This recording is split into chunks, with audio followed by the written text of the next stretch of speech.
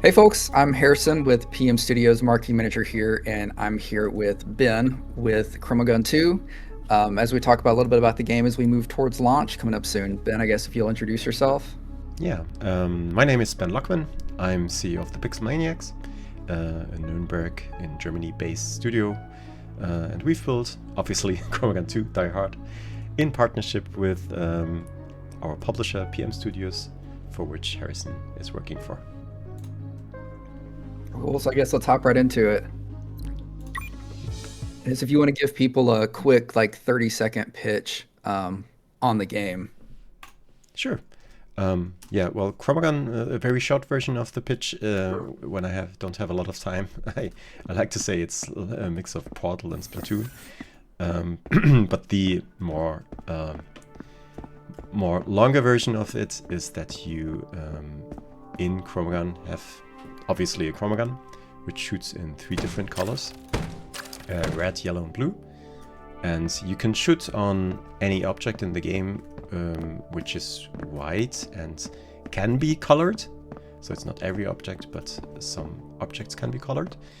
And the idea of the game is that within this world, the same color attracts itself. So later in the game, you will see objects like droids, which are in the way, and you need to move them away by, for example, coloring the wall next to it yellow, and the droid yellow, so that it attracts. And it gets very complicated later on because you can also mix As colors. every puzzle game does. Absolutely. And we've also added a lot of narration and story into this game because Steve really has a fable for nice stories. And yeah, we have a very long script, and it's an intense story about friendship. Yeah. So when the ChromaGun 1 launched, which was about 10 years ago, in a couple weeks since this game launches February 12th, is somebody on the team a massive puzzle game player? Like, what was the, starting to make a game and saying we want to make a puzzle game? Because I assume somebody there is, loves that genre. Yeah. Well, honestly, many team members like puzzle games, but it's not that we are focused on one specific game genre. The idea of ChromaGun was created during a game jam, and because back then we were a mobile and web development company. So we were fully focused on mobile at that time, 10 years ago.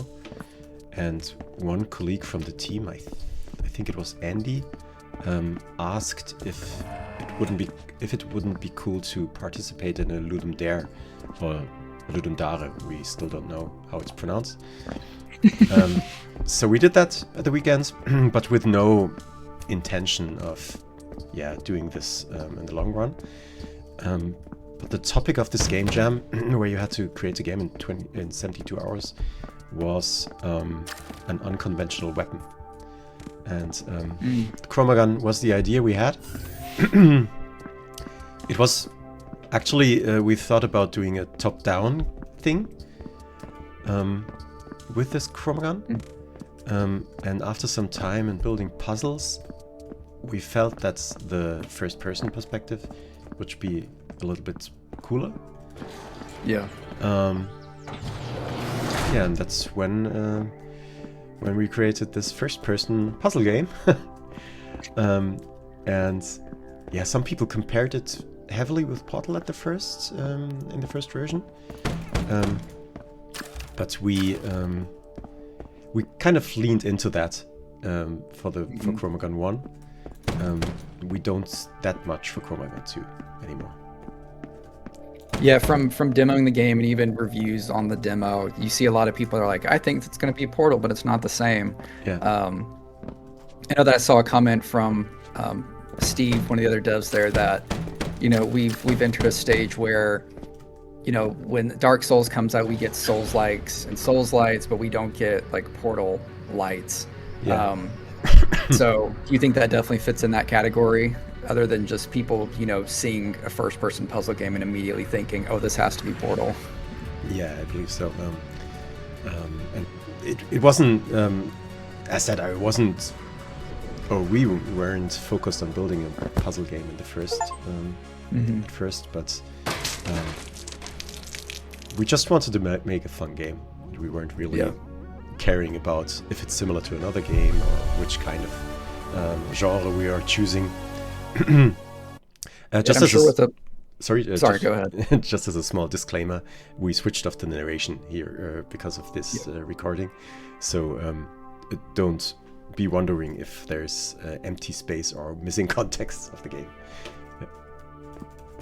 Yeah, as you spoke about the story earlier and with the voiceover, there is, you said, a ton of lines, there's a ton of narration. And how important is the story, do you think, to this game? Because I know y'all went all in on it kind of for this. Yeah, I think it gives a lot of value to the experience, but we tried to still make it optional. So, like, honestly, I myself, I'm a person who skips story in so many games, and I feel bad for it because I know how much work it is. But I don't know, I just don't like reading so much text, and I rather prefer the puzzle aspect of the game. But there are others who like to focus on the story, and both for themselves are a reason to play the game, because it has a deep story, which in my opinion is funny, and I can say so because it was written by me. It was written by my awesome colleague Steve. Yeah, but you can also fully focus on the puzzle aspect of the game, which for me is... To say real quick that, sorry, you stopped, there was a room back there that said color mixing for preschoolers. Yeah.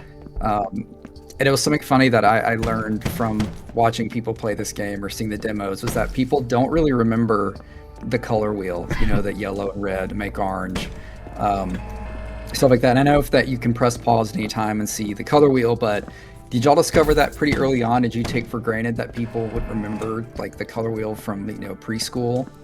Yeah, absolutely. I was even astonished that I myself couldn't remember that all the time. So it's now I can, because we've spent a lot of time with this color wheel. But yeah, during Gamescom or other conventions, we absolutely saw that multiple times, that people are thinking about which colors to combine, etc. At the moment, we only have the yellow ChromaGun, because that's part of the story.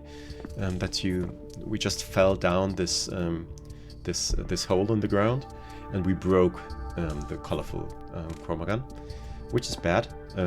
So now we have this Plan B ChromaGun, which can only do one color. But I can show you the color mixing mechanic later on. With that too, and you know, trying to... Sorry, go ahead. I haven't played the first levels in such a long time. I'm a little bit afraid of doing something dumb, so you have to help me if I do get stuck. I was just about to ask, like, yeah, making a puzzle going from all the colors to one gun in the color wheel, what is, you know, the difficulty that you would say of this, of ChromaGun 2 compared to other puzzlers? The difficulty, but also what I really enjoy about the game is that, and also honestly about other puzzle games, is that you have such simple mechanics, which can get so different game mechanics, which can evolve to really, really complicated puzzles. And what I really also liked is that every employee in the team built their own kind of levels. So the artists built levels, the programmers built levels, different people built different levels, and you can totally see the signature of those people and their mindsets. So there were some levels which were really beautiful at the beginning, coming from an artist from our team. There were levels totally complex and really combining elements of the game in a way which they weren't supposed to be combined, which were done by programmers. And it was, I think that gives a very good mix of different kinds of levels within the game, and which was also tough was to make a very slow progression into the game. For example, also with one color instead of the multicolor ChromaGun at the beginning. Was there someone on the team known for making harder levels and somebody that got outed by making easy levels? Well, as we invested a lot of time in building levels, and we have way more levels than we have in the game. So after some time, the levels naturally get more complex if people build them, because you quickly know which base mechanics are fun, which aren't, and so there was no specific person, but there were definitely some levels where people really went crazy. And I think Johan was one of the people who did really, really complex levels. And then coming from, previously sort of working on mobile games and websites in the past, going from ChromaGun 1 to this, I know it was a whole lot more involved, but were there two, or a few, like, any major things that your team just rammed their heads against the wall trying to figure out, or that you're proud of the team for accomplishing for this one? One really main goal we had with this title is to take into account what people didn't enjoy in the first part. So the first part had some good reviews, especially if you think about the fact that it was our very first game for PC and mobile, for PC and consoles, and the negative reviews which exist were very focused around the fact that you could make a mistake and had to reset the level, even if you were very deep into the level. And it was really tough to find a mechanic to avoid this situation. I have to think about this one, because it was in a similar style. We had this level in the demo, and I played it a million times, but this room wasn't in it. So and this one that's not a coincidence. You're not supposed to jump in there. You have to open this door, and this door. Yeah, I'm sure from doing all this, like, is there I know you want to walk the thin line between making it hard so that people, when they finish it, feel that sense of like, oh, I did something, but I know it's a super thin line to walk between, like, this sucks, I have no idea what I'm doing. Absolutely. And I'm sure y'all did immense amounts of playtesting to figure that out. There was a gold ChromaGun you just found, but was there immense amounts of, like, playtesting that went into involve doing this? How did y'all decide, like, the amount of sweet spot time, like, per difficulty of a room? Yeah, that was a huge task for us, because you get I don't know the English term for it, but it's when you, in Germany, you say something like you get blinds from your perspective if you see the game all the time.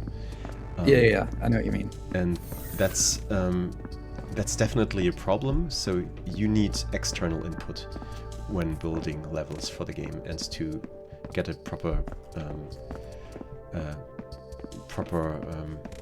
leveling up the how hard levels are, the complexity of the game. So to find that out, the sweet spot, we did a lot of playtesting. On Gamescom, for example, we watched many people. We we also did playtests with the demo. So we searched on TikTok and other social media platforms for people who wanted to join the playtest.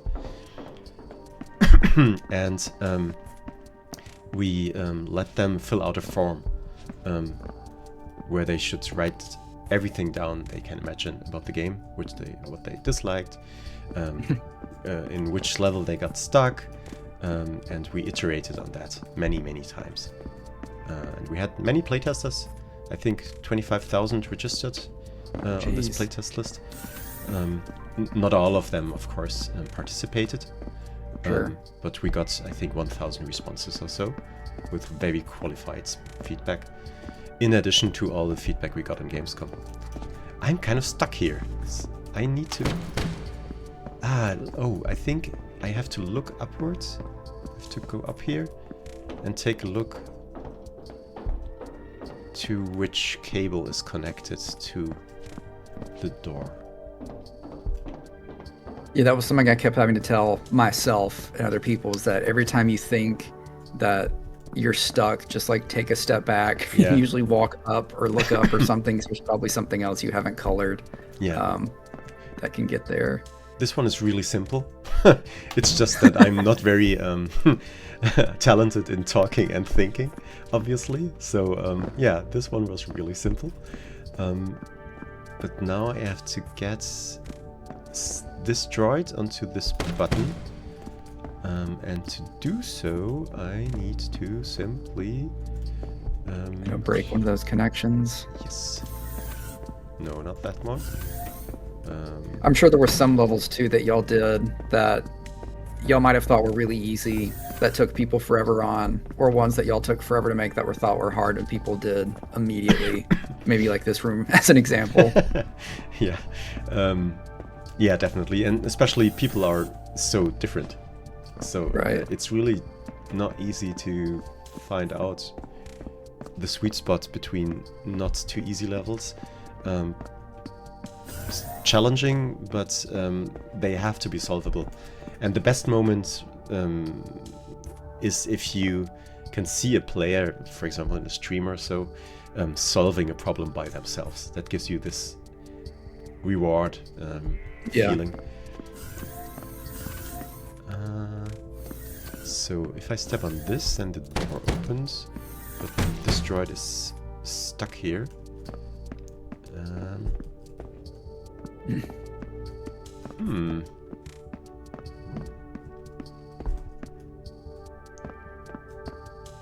Okay, there's a droid flying around. Okay. So this one will get on this trigger and the door opens. So I have to get into this room now. Yeah, I'm eating my words earlier for asking how you can make just one color be complicated compared to all three. Yeah. I think like you, I've played the demo in the middle part of this game a lot and played through the beginning of it like once. I beat in the same spot. I'm pretty proud that I solved the first level. Okay, so now you're introduced into different colors.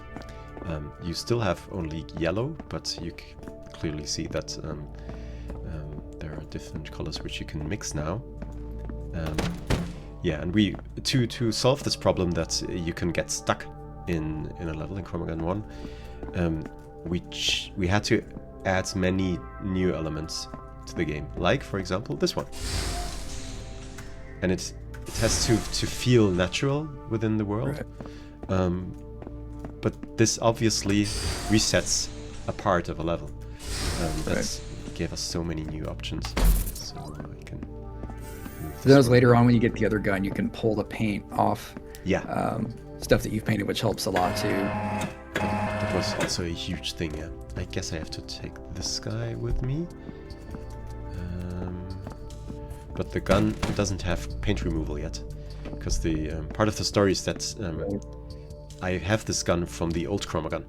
The old ChromaGun didn't have this this paint removal, and it's even the old model of the ChromaGun.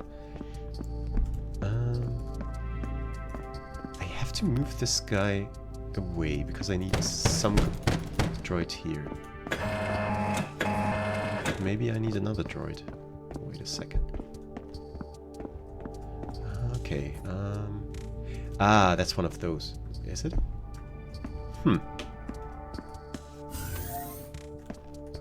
Yellow, yellow. What happens if I press this button? It's connected to... There. Okay. So I can't pull a droid, a yellow one, up here.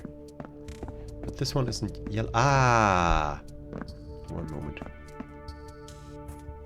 No. This one has to stay there.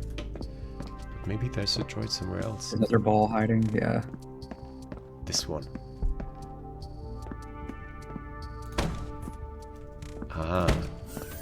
So now this door is opening. if I... now it's going to the next room, and I can walk up there. I'm not sure if I've played this level ever. We're getting to see it in real time then. Sorry? So we're getting to see it in real time, how well the dev does as his own game. Yeah.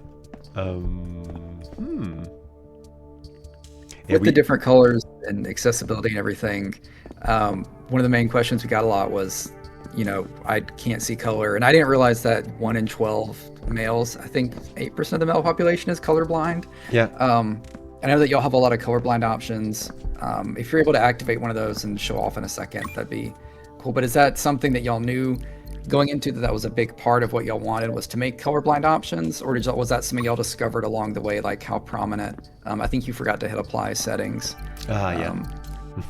But is that something y'all discovered like along the way? Is anybody at the studio colorblind or what? Nobody from the team is colorblind. But we, when we released ChromaGun 1 10 years ago, we got pretty quickly the feedback that a game which is about colors is really bad for colorblind people. So we digged into that a little bit, and it was a lot of fun to find out how other games solve this problem. And I was really astonished how many people are colorblind in some form. Yeah. There are different types of colorblindness, and yeah, especially if color is such a key point of the game, we definitely do not want to exclude 5% of the male population, and I think it's 0.5% of female people. So it made total sense to implement a solution for this. And we did think about those icons. So this line, vertical line, is symbolizing red. And if I shoot on it, then the triangle is placed on top of it. The triangle is standing for yellow. And if they're both combined, you can see the triangle and the line. Very smart. I've yet to see, because when I heard there were colorblind options, I assumed that you had the ability to adjust like what colors the things were. Yeah. But I guess that wouldn't make sense for the people that can't see like the different shades of like a darker color. So I think that was pretty unique. How long did it take y'all to? Is that y'all something that y'all still other games do, or how did you land on using these symbols? We tried a lot, and Steve implemented this, and as it was so well received, we didn't largely change the icons we were using, because it got a lot of positive feedback even from Mark Barn, for example, in a YouTube video from Game Maker's Toolkit. Ian Hamilton, I can't pronounce the name, mentioned it at GDC. Yeah, so it's also that you have to see it from every perspective, even if you're upside down, yeah, etc. So it's okay. Yeah.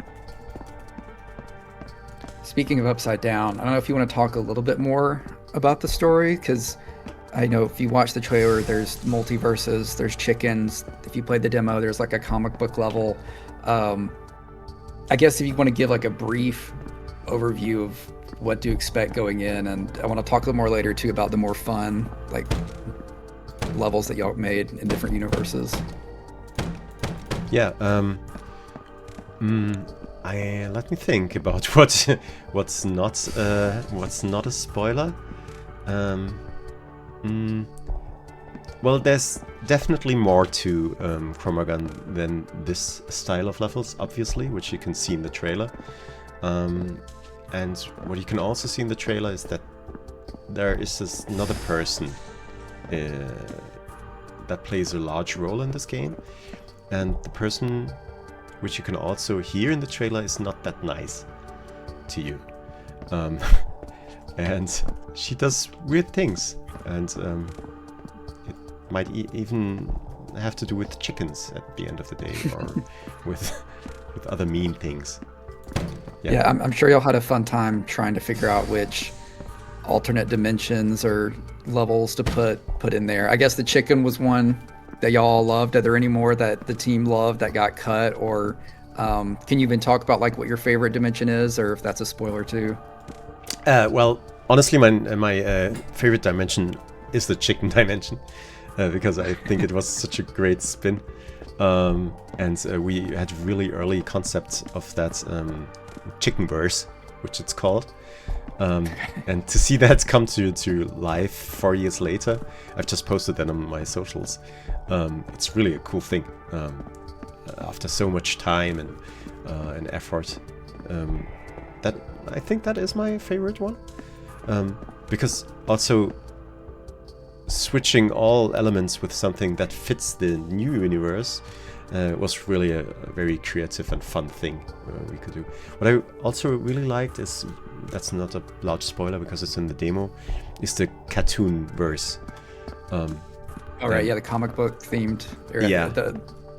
In the demo. Yeah, and what I really loved about that one was specifically, I'm not sure if it's only me, but I really loved that when you shoot, that it has this this boom. Yeah, the POW, POW boom thing, all that stuff on it, yeah. Like from Batman, no, from really Batman and Robin style. Yeah. It was really cool. So I need to get a yellow droid in here. I'm pretty sure about that. This one is red, and I can turn him yellow. And he's supposed to go through here, but obviously the door has to be opened, and the door is connected to in there, up here. Is that the one you're standing on behind that you just passed? The button on the floor? Ah, so does that open the door? It's way up there? Yes, it opens the door, but the droid won't move because it's attracted to the other walls. What if you leave it red? Does the door open and there's a red on the other side that pulls it through? Let me check. Or I'll have to see what colors are up there again.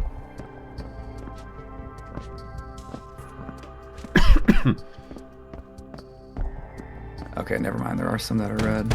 Ah, no.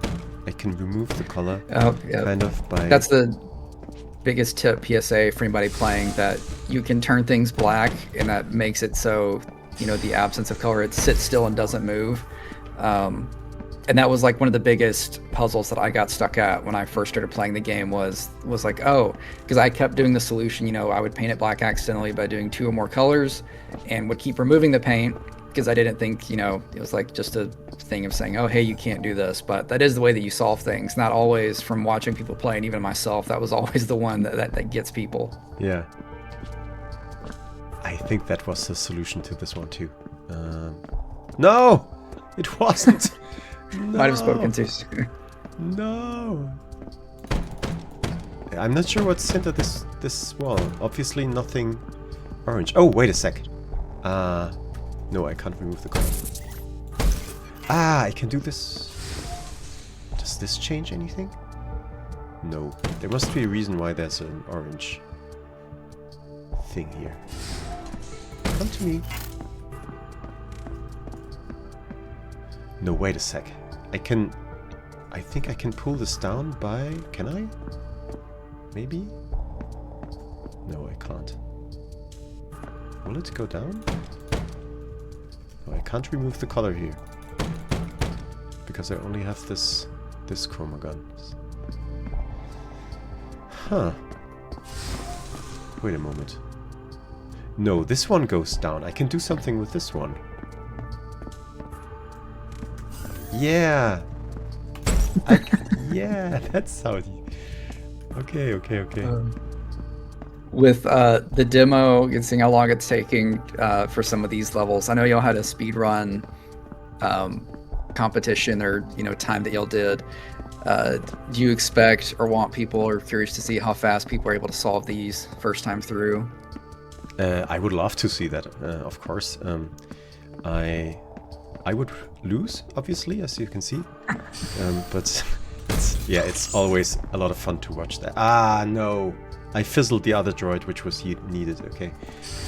No, it's so much fun to see people speedrunning the game, because even in this small snippet of the game, which was in the demo, I think the fastest person took like 30 minutes or so. Jeez. No. I'm not sure how quick the fastest person was. I think he was even quicker. But even in this short period of time, of playtime, they found so many things to speed up, to get the last milliseconds out of the game, which was really fantastic to see, which we never thought about as a dev. And we also had a speedrun challenge in ChromaGun 1, which also was really cool to see. And I guess one more question, so we're running short on time. When you spoke about Gamescom earlier, obviously you can't really talk about this game without, you know, y'all being from Germany, and all the other help and support you've got from that area, and from visiting and learning to know y'all, or coming to know y'all. It's been amazing to see like how much of the gaming community over there has been really close and supporting of y'all. I remember watching the Gamescom live stream 2 years ago, and one of our coworkers was like, turn on the live stream, and it was you speaking to like the German Minister of Commerce or something insane.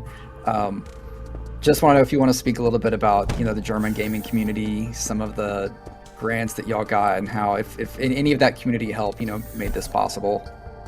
Yeah. Well, we got 280k euros support from the German government for this game, and also a large amount from the FFF Bavaria, which is a Bavarian funding program.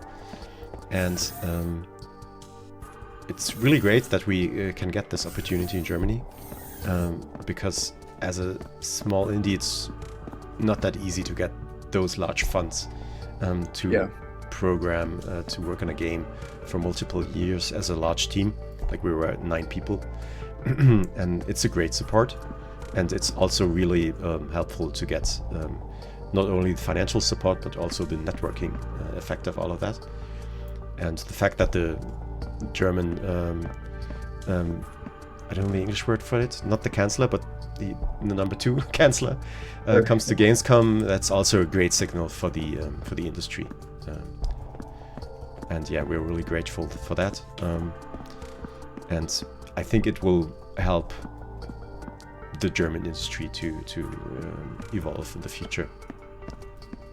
For sure.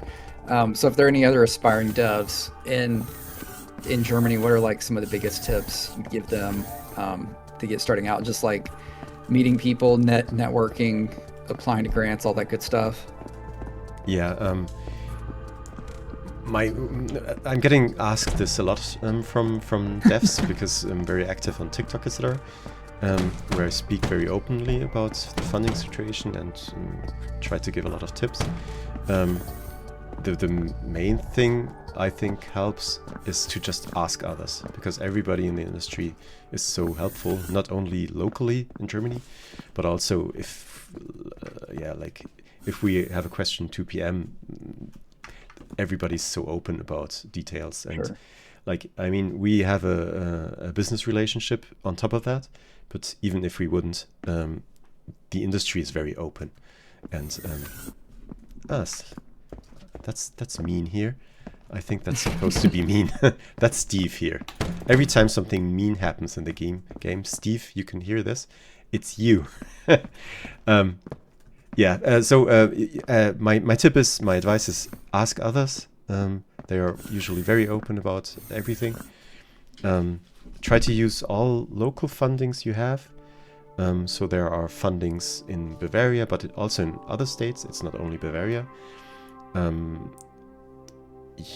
On top of that, you can get funding from the German state, but there's also European funding in Germany. So there's a lot you can use and stick together. And I think it makes total sense to try to make use of that. Yeah, that sounds awesome. Well, I know it's crazy to see from my side as well, like how many people come to you for that. And it's been, I think they appreciate, and I know I appreciate, it's awesome to see like how open you are definitely about all of that as well. So if anybody out there making a game, there you go. There's some great advice. All right, I guess we'll go ahead and wrap it up. But if there are any, appreciate your time. And is there anything else you want to give any parting words to anybody as we only a few days away from the launch of ChromaGun 2? Obviously, it would be fantastic if you would take a look at the game. If you like it, and even if you dislike it, please let us know. We are active on our Discords. You can reach myself, but also all of my colleagues via email. And we really hope that you enjoy the game. Awesome. Thanks. Well, it's great talking to you. You too. Bye-bye.